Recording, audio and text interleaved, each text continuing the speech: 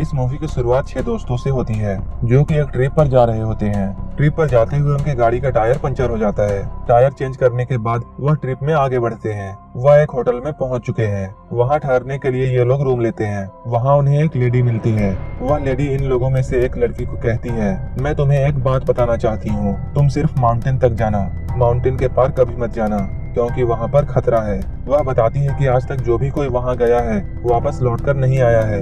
इस पर वह लड़की बोलती है, हम वैसा ही करेंगे, माउंटेन के पार नहीं जाएंगे। रात गुजारने के बाद दूसरे दिन ये लोग एक बार में जाते हैं। जब ये लोग एंजॉय कर रहे होते हैं तब एक बूढ़ा आदमी इन लोगों के पास आता है और इन लोगों से कहता है, तुम लोग शोर मत मचाओ।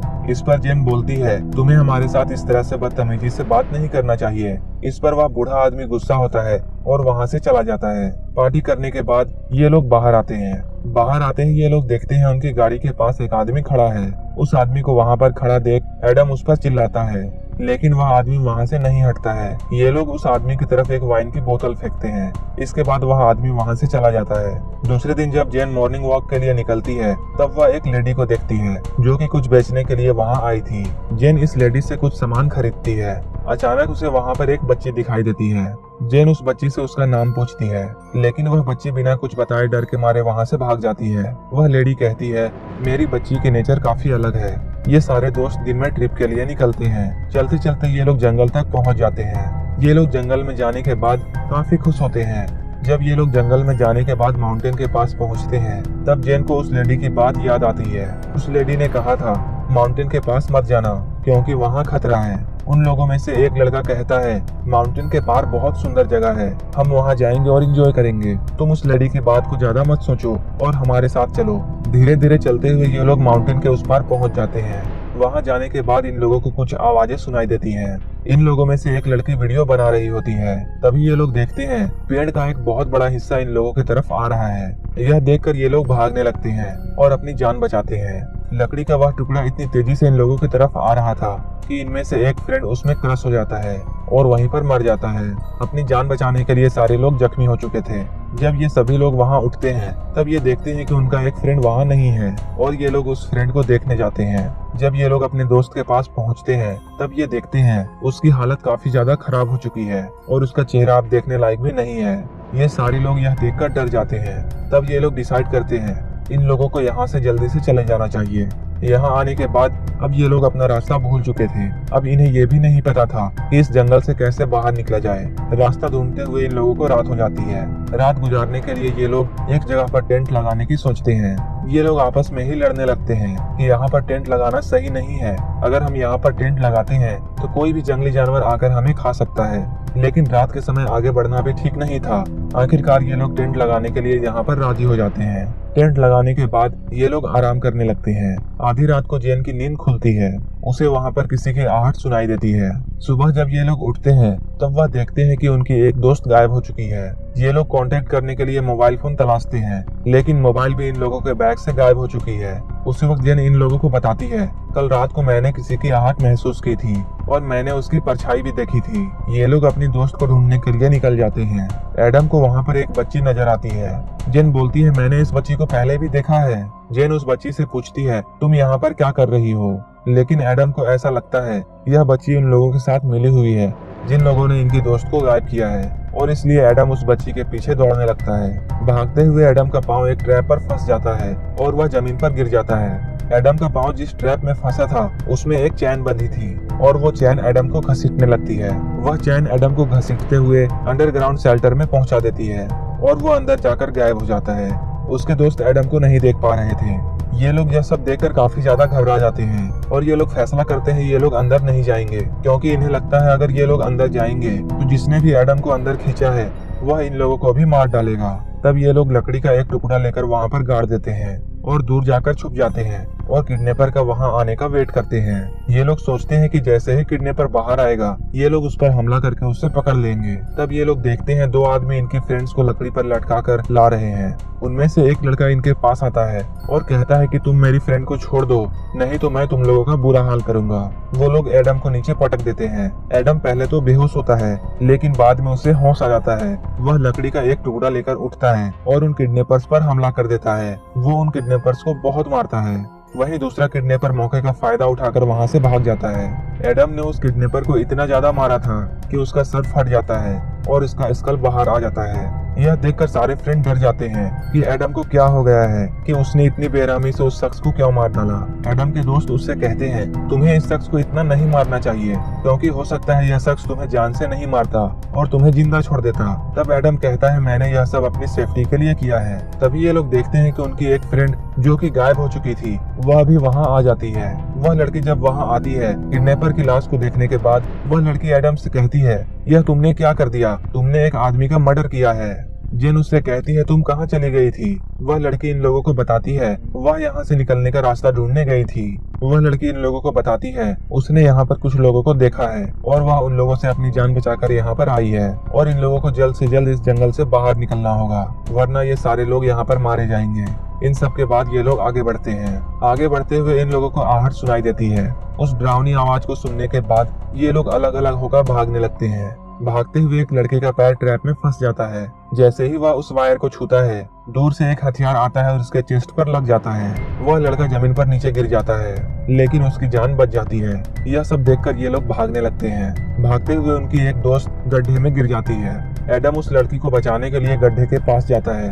तब एडम देखता है वह लड़की जिस गड्ढे में गिरी है बहुत सारी लकड़ियां स्पाइक की तरह रखी हुई हैं और इसमें से बहुत से लकड़ियां इस लड़की के पेट के आर पार हो चुके हैं। वह लड़की हेल्प के लिए चिल्लाती है, लेकिन एडम यह सब देखकर इतना डर चुका था कि वहां से डर के भाग जाता है। एडम के जाने के बाद वह लड़की चिल्लाने लगती है। उसी वक्त वह लड़की देखती है वहां पर एक शख्स आ चुका है जिसने अपने चेहरे पर एक डरावनी मास्क पहन रखी है और उसके हाथ में तीर और धनुष है। वह शख्स इस लड़की पर हमला करता है और यह लड़की यहीं पर मर जाती है। अब सिर्फ 4 लोग बचे होते हैं और ये लोग अपनी जान बचाने के लिए इधर उधर भाग रहे होते हैं। लेकिन उसी वक्त कोई शख्स जेन की फ्रेंड को ऊपर खींचने लगता है और उसी वक्त पीछे से जेन पर भी कोई हमला कर देता है और जेन अब बेहोश हो चुकी है। जेन को जब होश आता है तब वह देखती है कि वह एक अंडरग्राउंड केज में है। वह चिल्लाने लगती है। वह देखती है कि वहाँ एक लड़की है। यह वही लड़की है जिससे जेन पहले भी मिल चुकी है। जेन उसे कहती है कि मैं तुम्हें पहचानती हूँ। वह लड़की कहती है तुम चुप रहो, नहीं तो मैं तुम्हें खाना भी नहीं दूंगी। जेन उस लड़की से हेल्प मांगती है, लेकिन वह लड़की उस अंडरग्राउंड केज का दरवाजा बंद कर देती है। थोड़ी देर बाद उस पिंजरे में जेन के लिए एक सीढ़ी फेंका जाता है। तब जेन सीढ़ी चढ़कर ऊपर आती है। ऊपर आने के बाद जेन देखती है उसके चारों फ्रेंड पकड़े जा चुके हैं। इसके बाद उन लोगों का चेहरा ढक दिया जाता है और इन लोगों को एक कबीले पर ले जाया जाता है। इन लोगों से कहा जाता है सब लोग घुटने टेक लो। तब इन लोगों के चेहरे से नकाब हटाया जाता है। नकाब हटते ही ये लोग देखते हैं कबीले का लीडर इनके सामने बैठा हुआ है। वह लीडर इन लोगों से कहता है तुम लोग हमारे जंगल में आ गए हो और तुम लोगों ने मेरे एक साथी को भी मार डाला। जेन उस कबीले के सरदार से कहती है हमने किसी को नहीं मारा है। तब वह दूसरा किडनैपर जो कि अपनी जान बचाने के लिए वहां से भागा था, वह इन लोगों के पास आता है और कहता है तुम्हारे दोस्त को बचाने के लिए हम लोग माउंटेन के दूसरी पार उसे छोड़कर आने वाले थे, लेकिन उसने मेरे ही एक साथी को मार डाला।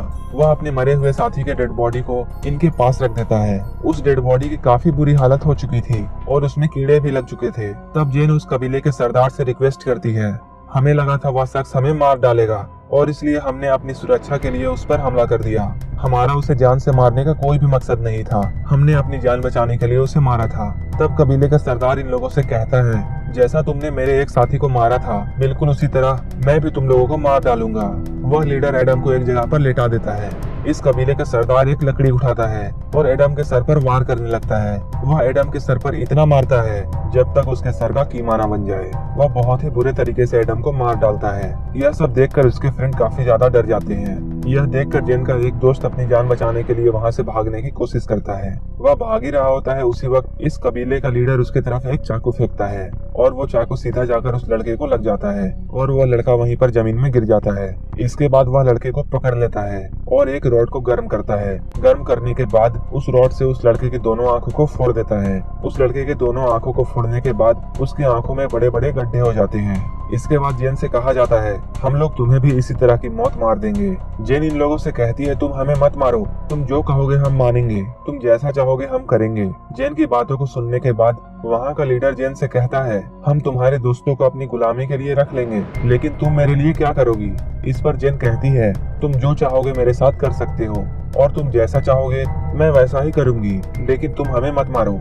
यह सुनने के बाद वह लीडर जेन की बात मान लेता है और इन लोगों को नहीं मारता है। इसके बाद हमें एक बूढ़ा शख्स दिखाई देता है जो कि जेन के फादर हैं। वह अपनी बेटी को ढूंढने के लिए उसी जगह पर आ जाते हैं। जेन के फादर नजदीक के पुलिस स्टेशन जाते हैं और वहां जेन की फोटो दिखाकर कहते हैं यह मेरी बेटी है और इस जगह पर आकर वह गायब हो गई है। इसके बाद उस पुलिस ऑफिसर से जेन के फादर पूछते हैं क्या आपने इस लड़की को कहीं देखा है? तब वह पुलिस ऑफिसर जवाब देता है मैंने इस लड़की को कहीं नहीं देखा है। जेन के फादर इसके बाद बार में जाते हैं। वहाँ पर वह बूढ़ा शख्स जेन के फादर को मिलता है। जेन की फोटो दिखाकर वह पूछते हैं क्या तुमने मेरी बेटी को देखा है? इस पर वह बूढ़ा आदमी जेन के फादर को मारता है और उससे कहता है मुझे पता है तुम्हारी बेटी कहाँ गई है और अब वह वापस नहीं आएगी और वहीं पर वह मारी जाएगी। तब वह बूढ़ा आदमी जेन के फादर को बताता है मैंने उन लोगों को माउंटेन के पीछे जाते हुए देखा है और वहाँ जो भी जाता है वापस लौटकर नहीं आता है। इसके बाद जेन के फादर डिसाइड करते हैं वह अपनी बेटी को बचाने के लिए वहाँ जाएंगे। उनके साथ और भी 2 लोग होते हैं। ये तीनों जेन को बचाने के लिए निकल जाते हैं। जब ये लोग जंगल क्रॉस कर रहे होते हैं इन लोगों को एक ट्रैप दिखाई देता है। ये लोग उस ट्रैप से बचते हुए आगे बढ़ते हैं, लेकिन उसी वक्त एक और ट्रैप में ये फंस जाते हैं और एक बड़ा सा पेड़ का टुकड़ा इन लोगों पर गिर जाता है। जेन के फादर किसी तरह बच जाते हैं, लेकिन वो दोनों आदमी मारे जाते हैं। जेन के फादर जेन को ढूंढने के लिए जंगल में भटक रहे होते हैं, लेकिन कबीले के लोग जेन के फादर को भी पकड़ लेते हैं और उन्हें भी अपने सरदार के सामने ले आते हैं। जेन के फादर को जब होश आता है तब वह देखते हैं उनके सामने उनकी बेटी खड़ी है, लेकिन जेन अपने फादर को पहचानने से इनकार कर देती है। तब कबीले का सरदार जेन के फादर से कहता है यह तुम्हारी बेटी नहीं है, अब ये मेरी वाइफ बन चुकी है। इसके बाद जेन के फादर को एक पिंजरे में ले जाकर बंद कर दिया जाता है। रात को जब सभी लोग सो रहे होते हैं तब जेन अपने फादर के पास आती है और अपने फादर को कहती है बिल्कुल चुप रहना, हम लोग कुछ देर के बाद यहाँ से निकलेंगे। और जेन अपने फादर से कहती है मैंने आपको पहचानने से इसलिए इनकार किया क्योंकि अगर मैं आपको पहचान लेती तो ये लोग आपको मार डालते। इसके बाद ये दोनों बाप बेटी यहाँ से भागने लगते हैं। वहाँ से भागते हुए जेन को उसका फ्रेंड मिल जाता है। वह अपने फ्रेंड से कहती है तुम भी हमारे साथ भाग चलो, लेकिन उसका फ्रेंड जेन से कहता है मुझे इन लोगों के साथ अब अच्छा लगता है और मैं इस जगह को छोड़कर अब नहीं जाऊंगा। इसके बाद जेन अपने दोस्त को वहीं छोड़कर आगे बढ़ जाती है। जेन और उसके फादर भाग रहे होते हैं, लेकिन इसकी खबर कबीले वालों को लग जाती है। अब कबीले के लोग इन बाप बेटी को ढूंढने लगते हैं और ये लोग इन दोनों पर हमला कर देते हैं। जेन के फादर के पास एक गन होती है जिससे वो इन लोगों को शूट कर देते हैं। दोनों बाप बेटी उन लोगों को मारने के बाद आगे बढ़ते हैं, लेकिन कबीले के बहुत सारे लोग फिर से उन पर अटैक कर देते हैं। उसी वक्त हमें वह बूढ़ा आदमी दिखाई देता है जिसने जेन के फादर को बार में मारा था। वह बूढ़ा आदमी जेन और उसके फादर की हेल्प के लिए आ चुका है और वह बूढ़ा आदमी इनसे कहता है वह इनकी हेल्प करेगा और ये सारे लोग कबीले वालों पर गोली चलाने लगते हैं। इसके बाद वह बूढ़ा आदमी दोनों बाप बेटी को अपनी गाड़ी में बिठाकर वहाँ से ले जाता है। अब जेन और उसके फादर बिल्कुल सेफ हैं और ये लोग अपने घर आ चुके हैं। इसके बाद हमें कुछ महीनों के बाद का सीन दिखाया जाता है। जेन देखती है कि उसके सामने वही कबीले का सरदार बैठा हुआ है और वहाँ पर उस कबीले की एक बच्ची भी है। जेन अकेले में कबीले के लीडर से बात करती है। वह उससे कहती है मैं तुम्हारे साथ जाने के लिए तैयार हूँ, मेरी फैमिली को कुछ मत करना। इसके बाद जेन कबीले के सरदार के साथ चल देती है। जेन इसके साथ गाड़ी में बैठकर जा रही होती है, लेकिन इनकी गाड़ी का वहीं पर एक्सीडेंट हो जाता है। जेन अचानक गाड़ी से बाहर आती है और जेन के हाथ में एक चाकू होता है। जेन चाकू से इन लोगों पर हमला कर रही होती है। जेन को हमला करता देख कबीले का लीडर वहां से जान बचाकर भागने लगता है, लेकिन जेन उसे पकड़ लेती है और कबीले के लीडर को मार डालती है। इसके बाद जेन उस बच्ची को लेकर वहां से आगे बढ़ जाती है और यह मूवी यहीं पर खत्म हो जाती है। अगर आपको यह मूवी अच्छी लगी हो तो एक लाइक जरूर कर देना और इसी तरह की मूवीज देखने के लिए मेरे चैनल को सब्सक्राइब करके बगल वाले बेल आइकन पर भी क्लिक कर लेना ताकि आप हमारी कोई भी वीडियो मिस ना करें।